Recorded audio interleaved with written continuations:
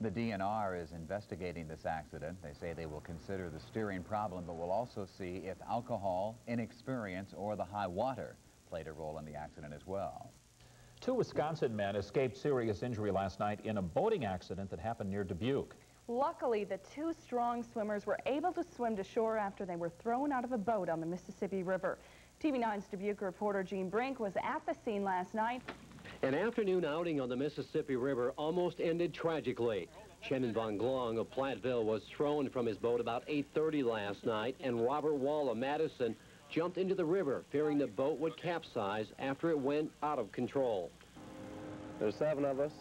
5 of us got out and went to get the car and the trailer, and the other 2 went for one quick last little spin, and they hit a barge wave, a big barge wave. Thought my best friend and my brother were dead. Both men swam ashore, and the boat continued downstream, striking a railroad bridge. Once the boat was out of the water, authorities were looking for a reason why the boat spun out of control. It is possible that something could have struck the boat, or the boat could have ridden over a large log and tossed the men out. 25-year-old Shannon von Glahn of Platteville and 23-year-old Bucky Wall of Madison were boating with their friends all afternoon. But at about 8:30 last evening, the 2 of them almost lost their lives. Just went out boating and pulled in. My friend and my brother went out for a quick little spin and hit a big wave, and they lost control. Von Glahn tells Newswatch he hit his head on the windshield and was thrown from the boat. He says he was unconscious when he first hit the water. Wall tells Newswatch he jumped out because the boat was spinning out of control. Both men fought the rough current and swam ashore.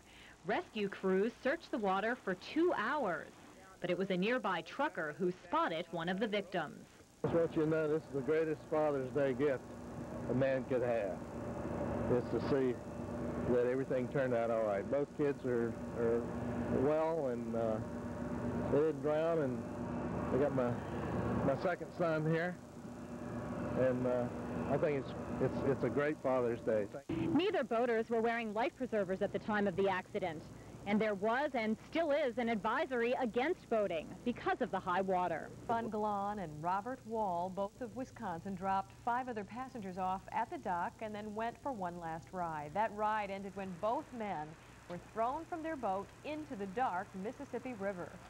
They hit a barge wave, a big barge wave, and they flew out of the boat. The boat started going in circles, and we jumped on the cellular and called 911. There's nothing you could do. Although they were not wearing life jackets, both men were able to swim to shore.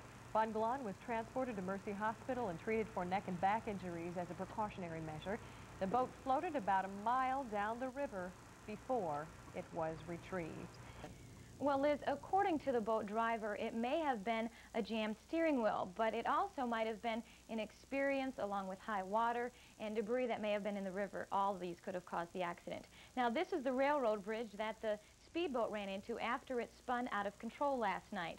The boat received extensive damage, as you can see here, to its bottom side and may not even be qualified to go back in the water. These were real fortunate people in the fact that they did make it to shore and that the boat had not struck them. They were very fortunate. Now, Von Glahn says he has more than 5 years' experience with boats, and he really wants to know why the steering locked up on him last night. Also, he may not find that out for at least 2 weeks. That's when the investigation is expected to be complete. I might add, Liz, that there were alcohol tests taken at the scene last night. Authorities tell me they don't expect results from those back until tomorrow, but there was no evidence of alcohol in the boat last night.